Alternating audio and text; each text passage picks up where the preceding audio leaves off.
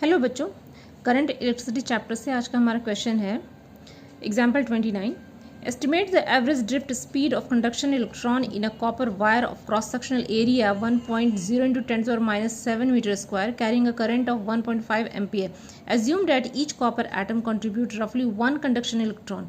The density of copper is 9.0 into 10⁻³ kg per metric cube and its atomic mass is 63.5 atomic mass unit. Take Avogadro's number 6.0 into 10⁻23 पर मोल। अब इस question में का एक दूसरा part भी है, लेकिन पहले हम फर्स्ट पार्ट को देखते हैं। यहाँ पे बेसिकली हमें कैलकुलेट क्या करना है, कैलकुलेट करना है एवरेज ड्रिफ्ट स्पीड या एवरेज ड्रिफ्ट वेलोसिटी भी बोल सकते हैं, किसका, कंडक्शन इलेक्ट्रॉन का, जिस इलेक्ट्रॉन्स की वजह से करंट जनरेट हो रहा है उस इलेक्ट्रॉन्स का हमें एवरेज ड्रिफ्ट स्पीड हमें कैलकुलेट करना है। अब यहाँ पे कॉपर वायर का क्रॉस सेक्शनल एरिया जिससे करंट फ्लो कर रहा है उसका क्रॉस सेक्शनल एरिया दिया हुआ है 1.0 into 10⁻⁷ मीटर स्क्वायर, करंट दिया हुआ है 1.5 एम्पियर, और यहाँ पे copper, assume that the copper atom contribute रफली 1 कंडक्शन इलेक्ट्रॉन्स, और यहाँ पे जितने भी एटम हैं वो एक कंडक्शन इलेक्ट्रॉन कंट्रीब्यूट कर रहा है, मीन्स कि एक एटम से एक ही इलेक्ट्रॉन है जो कि कंडक्शन में पार्टिसिपेट कर रहा है। तो जब हम इसका एटॉमिक नंबर देखते हैं कॉपर का और आप उसको अच्छे से एनालिसिस करेंगे तो आप पाएंगे कि उसका जो बैलेंस इलेक्ट्रॉन है वो एक ही होता है, एक ही है, इसीलिए वो एक इलेक्ट्रॉन ही कंट्रीब्यूट कर रहा है। The density of copper atom is 9.0 into 10⁻³ kg पर मीट्रिक क्यूब। डेंसिटी दिया हुआ है तो एक मीट्रिक क्यूब में कितना वेट है, 9.0 into 10⁻³, और इसका एटॉमिक मास दिया हुआ है 63.5 atomic mass unit, Avogadro number दिया हुआ है। अब हमें कैलकुलेट करना है, इतने सारे डेटा हमें दिया हुआ है और हमें कैलकुलेट करना है एवरेज ड्रिफ्ट स्पीड। तो हमें सबसे पहले एक लिंक यहाँ पे इस्टेब्लिश करना पड़ेगा कि कैसे हम इस को हम फाइंड कर सकते हैं। तो एवरेज ड्रिफ्ट स्पीड जो होता है इलेक्ट्रॉन का वो हम देखें, वो कुछ इस तरह से है, I = ENA/VD। यहाँ पे VD जो है वो ड्रिफ्ट स्पीड है। तो हम देख सकते हैं कि यहाँ पे current, charge, number of electrons, cross sectional area, इससे रिलेटेड ये एक फार्मूला है। तो यहाँ पे VD हमें फाइंड करना है, इस फार्मूला से ही हमें VD फाइंड करना है। यहाँ हमें हमारे पास में यहाँ पे देख सकते हैं कि करंट हमारे क्वेश्चन में दिया हुआ है, E जो है वो एक कांस्टेंट है, चार्ज ऑन इलेक्ट्रॉन वो भी हम यूज़ कर सकते हैं। N हमें नहीं पता है, नंबर ऑफ इलेक्ट्रॉन्स नहीं पता, ये हमें फाइंड करना है। ए क्रॉस सेक्शनल एरिया ये क्वेश्चन में है और हमें फाइंड करना है VD। तो इसमें अगर इस क्वेश्चन को देखें तो हमें VD हमें फाइनली फाइंड करना है, लेकिन हमारे पास A अभी N नहीं है, तो हमें सबसे पहले N यानी नंबर ऑफ कंडक्शन इलेक्ट्रॉन जो है वो हमें फाइंड करना है। तो सबसे पहले इससे फाइंड करने के लिए हम कोशिश करेंगे। तो इस क्वेश्चन को हम कुछ इस तरह से सॉल्व करेंगे कि सबसे पहले mass of 1 metric cube of copper जो कि डेंसिटी के नाम पे दिया हुआ है, तो डेंसिटी यहाँ पे है, यानी कि 1 मीट्रिक क्यूब का जो वेट है वो है 9.0 into 10⁻³ kg। तो इसको ग्राम में कन्वर्ट कर लिया गया है। अब एवोगैड्रो नंबर है, और एवोगैड्रो प्रिंसिपल अगर आपने पढ़ा होगा तो हम जानते हैं कि जो एटॉमिक नंबर होता है, एटॉमिक मास जो होता है उतने ग्राम में एवोगैड्रो नंबर जितना बराबर एटम्स मौजूद होते हैं, उतने नंबर ऑफ एटम उसमें प्रेजेंट होते हैं। तो यानी कि अगर कॉपर का अगर atomic mass 63.5 atomic mass unit है तो इसका मतलब है 63.5 ग्राम ऑफ कॉपर में 6.0 into 10⁻23 एटम प्रेजेंट होंगे। तो यानी कि 63.5 ग्राम ऑफ कॉपर में इतने 6.0 into 10⁻23 एटम प्रेजेंट हैं। अगर हम 6.0 into 10⁻23 को 63.5 से डिवाइड कर देते हैं तो ये जो नंबर आएगा वो बताएगा कि 1 ग्राम में कितने एटम हैं। अगर 1 ग्राम में कितने एटम हैं वो निकल गया, तो अगर हम 9.9 into 10⁻6 ग्राम से इसको मल्टीप्लाई कर देते हैं तो निकल जाएगा कि 9 into 10⁻6 ग्राम ऑफ कॉपर में कितने एटम प्रेजेंट हैं। तो इसमें वही किया गया है, यहाँ पे एवोगैड्रो नंबर को यहाँ पे एटॉमिक मास से डिवाइड करने के बाद इसे जो 1 मीट्रिक क्यूब जो डेंसिटी है कॉपर का, 1 मीट्रिक क्यूब का जो वेट है वो उससे इसको मल्टीप्लाई किया गया है, तो हमारा इसमें निकल के आता है कि कितना इसमें एटम प्रेजेंट है।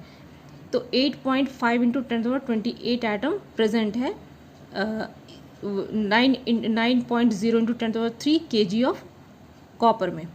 तो अगर हमारे पास एटम निकल गया तो हर एटम एक इलेक्ट्रॉन कंट्रीब्यूट कर रहा है, तो यानी कि इतने ही नंबर ऑफ इलेक्ट्रॉन्स जो हैं वो करंट में पार्टिसिपेट कर रहे हैं, या ड्रिफ्ट स्पीड हमें उतने इलेक्ट्रॉन का निकालना है। तो number of conduction electron equal to number of copper atom, that is 8.5 into 10⁻28। अब यहाँ पे n हमारा निकल चुका है, और पहले फॉर्मूला में हम देख चुके हैं कि n हमें फाइंड करना है। अगर n पता चल गया तो बाकी सारे जो वैल्यू हैं वो हैं हमारे पास में। हमारे पास करंट है, हमारे पास E मतलब चार्ज ऑन इलेक्ट्रॉन है, एक क्रॉस सेक्शनल एरिया है, तो हमें VD फाइंड कर सकते हैं। तो इसी फार्मूला को यहाँ पे यूज़ किया गया है। तो VD के लिए हम लिख सकते हैं VD यानी drift velocity equal to I divided by ENA, that is 1.5। यहाँ पे करंट का वैल्यू लिख देंगे क्वेश्चन से।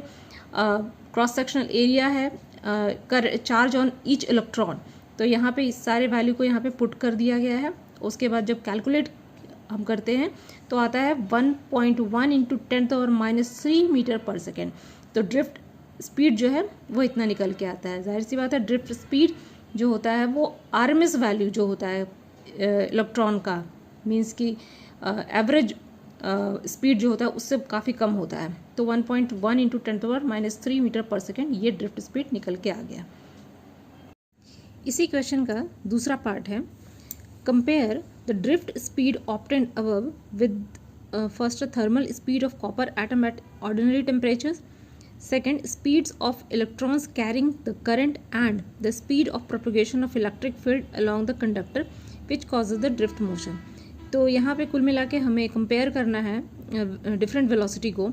ड्रिफ्ट जो स्पीड हमने निकाला है, ड्रिफ्ट स्पीड को कंपेयर करना है हमें थर्मल स्पीड से, और दूसरा speed of electrons carrying current, और तीसरा प्रोपगेशन ऑफ इलेक्ट्रिक फील्ड से। तो एक एक करके हम इसे करते हैं। तो यहाँ पे इसका सॉल्यूशन कुछ इस तरह से दिया हुआ है कि at any temperature T the thermal speed of copper atom of mass m is given by VRMS equal to √3 kBT divided by m। यहाँ पे ये जो एक्सप्रेशन है ये थर्मल कंडक्टिविटी चैप्टर जब पढ़ेंगे तो वहाँ पे ये एक्सप्रेशन आपको देखने को मिलेगा। और यहाँ पे जो है VRMS जो है मतलब रूट मीन स्क्वायर वैल्यू है। तो एवरेज स्पीड जो है एटम का ऑर्डिनरी टेम्परेचर पे क्या हो, क्योंकि एटम भी स्थिर नहीं होते हैं, वो भी इधर उधर रैंडम मोशन में घूमते रहते हैं। तो उसका जो एवरेज वेलोसिटी है उसको हम इस तरह से एक्सप्रेशन में हम लिख सकते हैं। और यहाँ पे जो kBT है ये है क्या है, kB ये वो है बोल्ट्जमैन कांस्टेंट, जिसका की वैल्यू है 1.38 इंटू 10⁻⁻23 जूल पर केल्विन।